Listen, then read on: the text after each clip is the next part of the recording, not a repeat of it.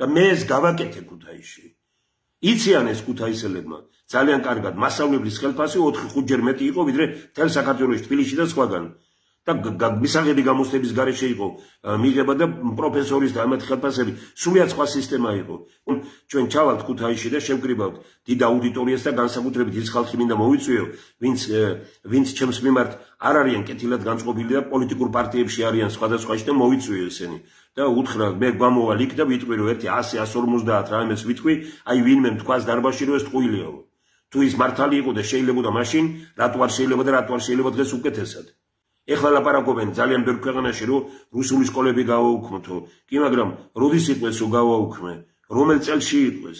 95 წელში გავაუქმე ყველა რუსული სკოლა ქუთაისში, მაგრამ აი ეს იმას კი არ მithქვამს რომ რუსეთს ვებრძვი.